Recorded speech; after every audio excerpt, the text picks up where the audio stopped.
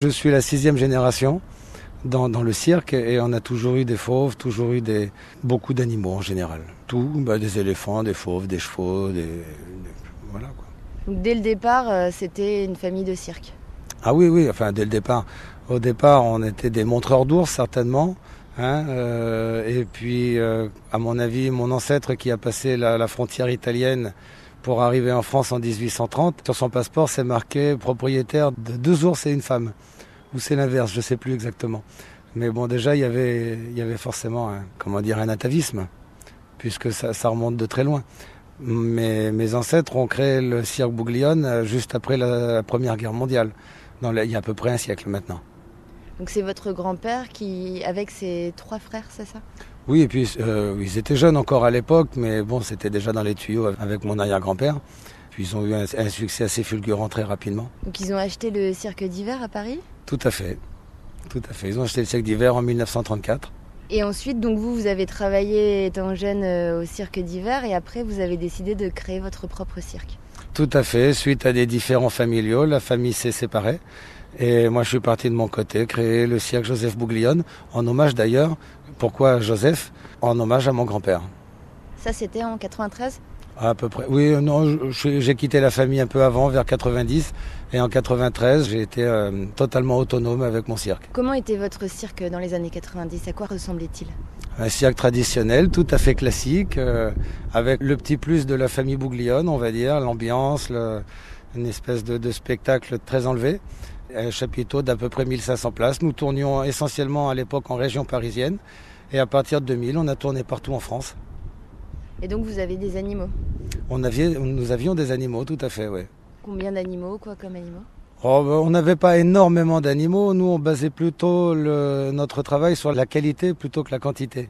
On n'avait pas forcément 15 ou 20 lions, mais ils travaillaient d'une manière rare, on va dire, par rapport à d'autres établissements, avec un travail plus précis, plus à l'ancienne, on va dire, plus correct avec les animaux. On appliquait une méthode qui aujourd'hui a disparu parce qu'il n'y a pas eu de transmission. Voilà, c'est ça qui est malheureux.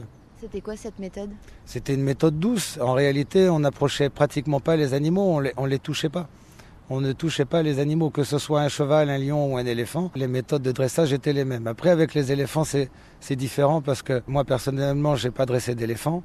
Mais le dressage des éléphants se fait très très jeune. Et c'est un dressage très violent, très dur pour les petits éléphants. En réalité, la volonté leur est cassée. Et c'est aujourd'hui, maintenant que je suis plutôt contre l'exploitation animale, je vais pas continuer avec ça, quoi. À cette époque-là, dans les années 90, pour vous, c'était impossible de créer un cirque sans spectacle d'animaux? En fait, je ne voyais pas du tout à l'époque. Vous voyez, moi, j'ai aujourd'hui 44 ans, bientôt 45. Et il n'y a que 4-5 ans que j'ai pris conscience du gros problème que ça représentait. Pour moi, pour mes animaux, pour la société en général et aussi pour mes enfants dans l'avenir. Alors donc, quand je vois aujourd'hui des circassiens qui ont 25, 30 ans, 35 ans, je me dis que moi, à cette époque-là, j'aurais préféré mourir que de ne plus présenter d'animaux sous mon chapiteau. Donc, il faut aussi comprendre leur position. J'ai eu de la chance de rencontrer des personnes au cours de ma vie qui m'ont ouvert les yeux, qui m'ont apporté un point de vue différent du mien. Et je sais que tout le monde aujourd'hui dans le monde du cirque n'a pas cette chance. C'est peut-être aussi pour ça que Sandrine et moi, mon épouse, on a évolué vers justement plus de compréhension vers les animaux. Comment s'est fait le déclic? Alors, vous savez, en fait, en réalité, il y a plusieurs éléments. Mais en fait, au départ, je n'ai jamais eu l'impression de maltraiter mes animaux. Donc, si j'ai arrêté, c'était pas parce que j'avais l'impression de les maltraiter. Mais en réalité, emprisonner quelqu'un, c'est pas forcément une promotion, c'est pas lui rendre service. Quand on met les gens en prison, c'est pour les punir. Et à partir de là, tenir des animaux en captivité, surtout quand ce sont des animaux en voie d'extinction, et surtout si la finalité de cette captivité, c'est une exploitation commerciale, une exhibition pour le public, à un moment donné, avec Sandrine, avec mon épouse, on s'est vraiment rendu compte que là, on était face à un vrai problème et que ce problème-là venait de nous et pas des autres. Sachant que votre épouse est issue d'une grande famille de dompteurs. Oui, tout à fait. Son père, son grand-père étaient des dompteurs réputés, reconnus dans le métier, et elle-même également. Mais justement, qu'on ait été un grand dompteur ou pas, de toute façon, comme je disais l'autre jour, on vivait en fusion avec nos animaux. Mais fusion ou pas, il y a quand même exploitation, quel que soit le traitement, bon ou mauvais. la finalité reste la même. Vous racontez dans votre livre un moment où vous aviez eu des éléphants et vous vous êtes rendu compte que en fait, l'éléphant qui dodelinait, je crois, Oui. vous pensiez que c'était parce qu'il était bien, mais en fait c'était un signe d'anxiété. Je n'ai jamais été propriétaire d'éléphants, mais quand on engageait des numéros d'éléphants, eh bien souvent les éléphants faisaient un balancement de la tête. Et j'ai toujours cru, jusqu'il y a très peu de temps réellement, et parce que dans le métier, c'est une idée reçue, très courante, que les éléphants font ça parce qu'ils sont bien, parce qu'ils se plaisent où ils sont, et que tout va bien. Et en fait, c'est une erreur assez grave, une grande ignorance, car en réalité, les éléphants qui font ça, toute proportion gardée, bien sûr, sont comparables à des tocs humains, un petit peu comme les autistes qui ont un balancement. Je voudrais pas faire commettre de maladresse, parce que c'est peut-être des cas très différents, mais ça ramène à ce même problème. Et en même temps, quand j'ai appris ça, ça a rendu à mes yeux et aux yeux de ma femme les éléphants plus proches de l'être humain. Parce que finalement, c'est un symptôme que l'humain également développe quand il est malheureux, quand il a un mal-être. Et ça, comment vous l'avez appris? Qui vous l'a dit? Bien, c'est plusieurs éthologues. En réalité, plusieurs éthologues, pas un seul. Le premier, j'y croyais pas. Le deuxième, j'ai commencé à me poser des questions. Et puis, au bout de 3 ou 4, voilà. Et puis finalement, aujourd'hui, c'est une réalité scientifique. Comment s'est engagé le processus pour faire un cirque sans animaux? Ça a pris du temps, j'imagine? Alors, surtout, on n'a pas encore fini. On est encore en train d'incuber tout ça. C'est un projet très ambitieux qui soulève des problématiques assez surprenantes. On a pris, en fait, tout ce qui se fait de mieux dans le monde du cirque et on a regardé ce qui marchait pas, ce qui provoquait trop d'impact écologique.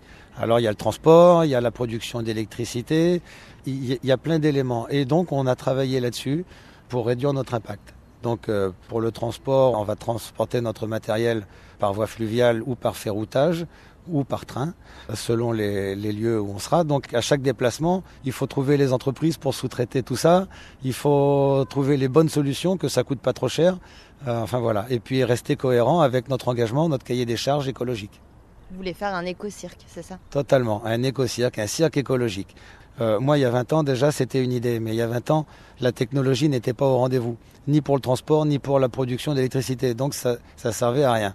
Aujourd'hui, ces technologies-là existent, elles ne sont pas encore démocratisées, mais il y a moyen justement, grâce à la médiatisation de l'éco-cirque, de mettre en avant ces solutions. L'année dernière, donc, vous aviez annoncé médiatiquement que vous arrêtiez les animaux. Comment a été accueillie cette nouvelle avec vos autres collègues, les circassiens en général? Eh bien, de manière assez surprenante, très mal, alors que finalement, je parle de façon positive, à mon avis, pour le cirque traditionnel. Je pense que le cirque traditionnel traverse une crise depuis de très nombreuses années, pas seulement une crise financière, mais aussi une crise morale quelque part, une crise d'identité aussi par rapport au public, par rapport à leur propre image. Ils ne se rendent plus compte de la distance qui les sépare du public. Le public perçoit le métier d'une manière, et eux, les circassiens, le perçoivent d'une autre manière. Ce qui fait qu'aujourd'hui, on est en décalage absolu avec le public. On est à la limite d'une rupture, à la limite de se fâcher avec notre public.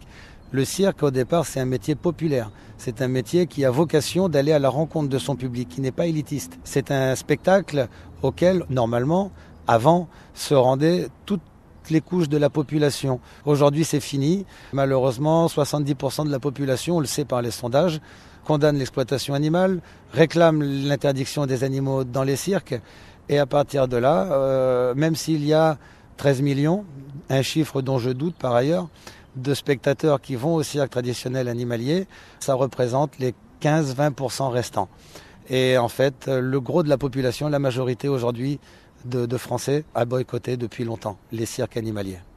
Qu'il faut, selon vous, que le cirque traditionnel évolue? Il faut qu'il évolue, il faut qu'il remette les pieds au XXIe siècle. Est-ce que c'est possible, ça? Bien sûr, ils ont le choix. Moi, je l'ai fait. Je suis en train de le faire. Bien sûr que c'est risqué, c'est un coup de poker. Tout le monde me dit, sans animaux, ça marchera jamais. Voilà. Et puis après, on me reproche aussi de le faire par opportunisme, ce qui est assez dissonant, n'est-ce pas? Donc moi, je le fais. Je sais qu'il n'y a pas d'étude de marché qui peut me dire que ça va marcher, puisque personne ne l'a encore fait. Un cirque traditionnel sans animaux, pour l'instant, c'est un prototype qu'on va lancer, une expérience, une expérimentation. J'espère que ça va marcher et que ça va influencer les autres à le faire. Je suis persuadé personnellement que ça va être un succès.